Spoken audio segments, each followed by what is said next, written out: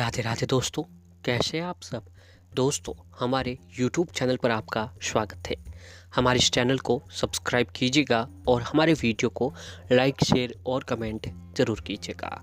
दोस्तों, हमारे हिंदू वास्तुशास्त्र के अनुसार सप्ताह का प्रत्येक वार जो है किसी न किसी देवी देवताओं से जुड़ा हुआ है।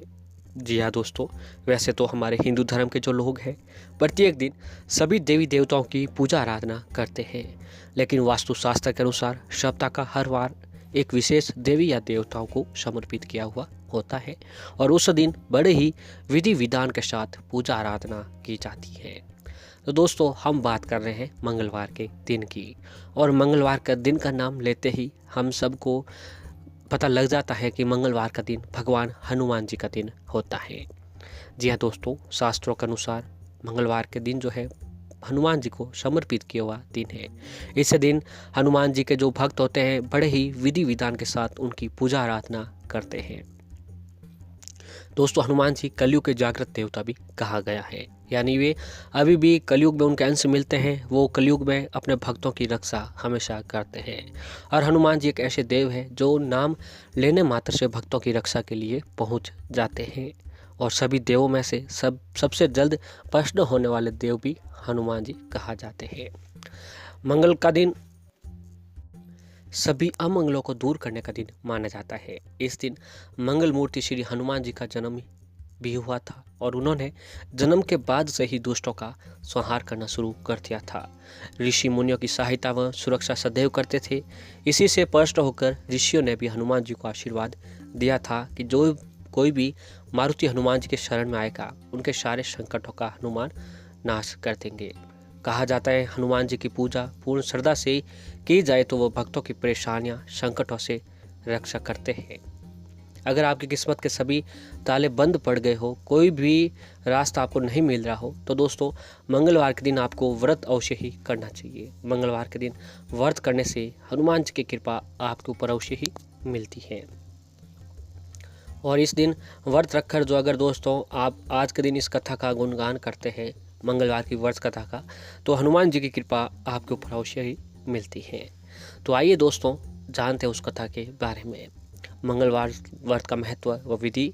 तो मंगलवार का व्रत सुख, समृद्धि और सम्मान का सर्वोत्तम साधन है। इस व्रत को विधिवत करने और कथा सुनने से मंगल कामनाएं पूरी होती है। मंगलवार का व्रत 21 सप्ताह तक किया जाता है। इस व्रत के करने से मंगल ग्रह की दृष्टि से सुरक्षा होती है, समस्त दोषों का नाश होता है। मंगलवार को सूर्योदय से पूर्व बिस्तर से उठकर स्नान आदि से निवृत्त होकर लाल वस्त्र धारण करके लाल पुष्यों से हनुमान जी की पूजा अर्चना करनी चाहिए। व्रत करने वाले दिन में से एक बार ही भोजन आपको करना चाहिए।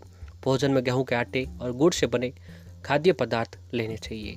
पूजा के बाद व्रत करने वाले हनुमान जी की व्रत कथा अवश्य ही सुननी चाहिए। मंगलवार का व्रत नियमित रूप से करने वालों को हनुमान जी अपने समान वीर बनने का आशीर्वाद देते हैं। भूत प्रेत आदि बाधाग्रस्त व्यक्तियों को मंगलवार को व्रत अवश्य ही करना चाहिए और इस व्रत का कथा का आनंद जरूर लेना चाहिए। तो दोस्तों, कथा कुछ इस प्रकार है, ध्यान से सुनिएगा। एक ऋषि नगर गांव था, यानी कस्बा था। उसमें एक ब्राह्मण रहता था जिसका नाम था केशवदत्त। वह अपनी पत्नी अंजलि के साथ रहता था। केशवदत्त बड़ा ही धनवान व्यक्ति था, यानी उसके समाज में मान सम्मान और उसके घर में धन संपत्ति की कोई कमी नहीं थी, यानी वो धन से परिपूर्ण था। नगर में, ऋषि नगर में केशवदत्त की सभी का सम्मान करते थे। वो एक ही बड़ा ही प्रतिष्ठित आदमी था।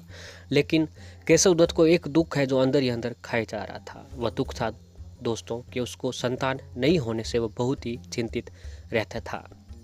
उसकी पत्नी अंजलि भी संतान की चिंता में बहुत ही कमज़ोर और दुबली हो गई थी। दोनों पति पत्नी हनुमान जी के बड़े भक्त थे। वह हर मंगलवार को मंदिर में जाकर हनुमान जी की पूजा करते थे। विधिवत मंगलवार का व्रत करते हुए उनके कई वर्ष बीत गए, यानी उन्होंने कई वर्षों तक हनुमान जी की पूजा आराधना और जो है व्रत किया करते थे। ब्राह्मण बहुत ही निराश हो गया था। वह अंदर ही अंदर टूट चुका था, लेकिन उसने व्रत करना नहीं छोड़ा और हनुमान जी की पूजा आराधना करना नहीं छोड़ा था। कुछ दिनों के बाद केशवदत्त अपनी पत्नी अंजलि से कहा कि अब मैं हनुमान जी की पूजा करने के लिए जंगल में चला जाऊंगा। वहीं जाकर हनुमान जी के समक्ष व्रत उपवास और जंगल में ही हनुमान जी की पूजा आराधना करूंगा। यह कहकर वह जंगल में चला गया। उसकी पत्नी अंजलि भी घर में रहकर मंगलवार को व्रत करने लगी और हनुमान जी की विधि विधान से पूजा आराधना करने लगी। दोनों पति पत्नी पुत्र प्राप्ति के लिए मंगलवार को विधि व्रत रखने लगे। कुछ दिनों बाद अंजलि ने अगले मंगलवार को व्रत किया, यानी कुछ मंगलवार आया होगा, वहाँ उसने व्रत रखा, लेकिन किसी कारणवश जो है हनुमान जी को भोग नहीं लगा सकी। भूल हो गई होगी या कोई कारणवश वह हनुमान जी को भोग नहीं लगा पाई। और शव्य जो है हनुमान जी को भोग लगाए बिना शव्य भी भोजन कैसे करती। तो वह सोकर अंजलि सूर्य छिप जाने पर भूखी ही सो गई। जी हाँ दोस्तों, वह हनुमान जी को भोग नहीं लगा पाई और वो ऐसे ही सो गई थी और उसके अंदर ही अंदर बहुत ही बड़ा उसको पश्चाताप हुआ।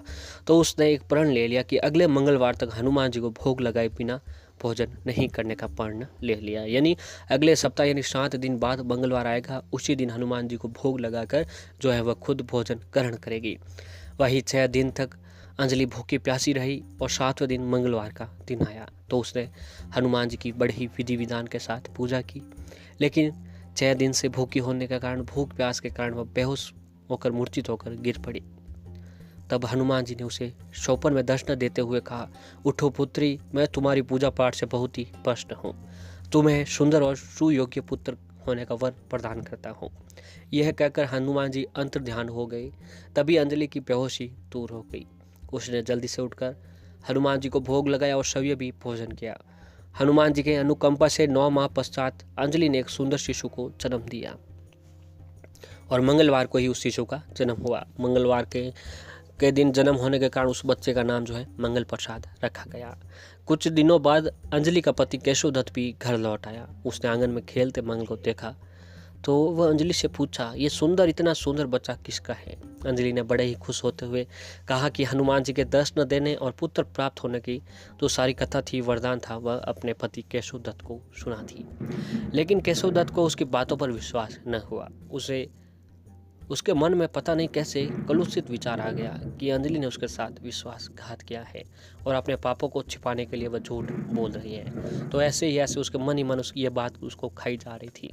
फिर केशव दत्त ने उस बच्चे को मार डालने का संकल्प ले लिया कि इस बच्चे को मैं मार डालूंगा। फिर एक दिन आया और एक दिन घर से बाहर कुछ दूरी पर कुआं बना हुआ था, तो वहाँ केशव दत्त स्नान करने के लिए गया हुआ था। मंगल भी जो उसके पीछे पीछे कुआं पर चला गया और केशव दत्त ने स्नान के बाद मंगल को उठाकर कुएं में डाल दिया और चुपचाप घर लौट आया। अंजलि ने उसके साथ मंगल को नहीं देखा तो पूछा, मैंने मंगल को आपके पीछे जाता देखा था, वो आपके साथ लौटकर क्यों ना आया। केशव दत्त ने, मंगल तो कुएं में मेरे पास पहुंचा ही नहीं, वो मेरे पास आया नहीं, वह कहीं खेलने चला गया होगा। तभी अभी केशव दत्त ने यह कहा ही था कि मंगल दौड़ते दौड़ते घर की ओर लौट आया। केशव दत्त मंगल को देखकर बुरी तरह से हैरान हो उठा और उसी रात हनुमान जी ने केशव दत्त को शोपन में दर्शन देते हुए कि दर्शन दिए कि तुम दोनों के मंगलवार के व्रत करने से मैं प्रसन्न होकर तुम्हें पुत्र जन्म का व्रत मैंने दिया था, फिर तुम अपनी पत्नी को कुलूटा क्यों समझते हो। यह कहकर हनुमान जी अंतर्ध्यान हो गए। तभी बिस्तर से उठकर केशव दत्त ने दीपक जलाकर रोशनी की और अंजलि को जगाकर उसे क्षमा मांगते हुए शोपन में हनुमान जी के दर्शन देने की सारी बात बताई। उसने अपने बेटे को हृदय से लगाकर बहुत ही प्यार किया और उस दिन के बाद आनंद पूर्वक वह रहने लगे। मंगलवार का विधिवत व्रत करने से उनके घर के सभी कष्ट नष्ट हो गए। इस तरह से जो स्त्री पुरुष विधिवत मंगलवार का व्रत करके व्रत कथा सुनते हैं, हनुमान जी उनके सभी कष्ट दूर करके घर में धन संपत्ति का भंडार जो है भर देते हैं। दोस्तों, ये कथा जो है अगर आप मंगलवार के दिन व्रत रख के सुनते हैं या फिर सुनाते हैं या फिर पढ़ते हैं तो आपके जीवन की सारी परेशानियां जो है भगवान हनुमान जी बहुत ही जल्द ख़त्म कर देते हैं। दोस्तों, हनुमान जी एक ऐसे देव हैं जो अपने भक्तों पर सबसे जल्द प्रसन्न होने वाले देव में से एक देव बताए गए हैं। और मंगलवार के दिन अगर आप भगवान श्री राम जी का नाम, उनके नामों का स्मरण करते हैं, उनकी भक्ति करते हैं तो इससे हनुमान जी बहुत ही जल्द प्रसन्न होते हैं। क्योंकि हनुमान जी ने खुद कहा था कि जो भी जातक मेरी पूजा आराधना करने के साथ साथ अगर भगवान श्री राम का नाम मेरे से पहले पूजा से लेता है तो उनके जीवन की किसी प्रकार की समस्याओं का सामना नहीं करना पड़ता है, क्योंकि श्री राम के भक्त जो हैं सबसे बड़े भक्त हनुमान जी को माना जाता है। तो इसलिए राम का नाम लेने और हनुमान जी का नाम लेने से हनुमान जी की कृपा भक्तों पर अवश्य ही बनती है। तो दोस्तों, इस मंगलवार के दिन आपको ये कथा अवश्य ही सुननी चाहिए।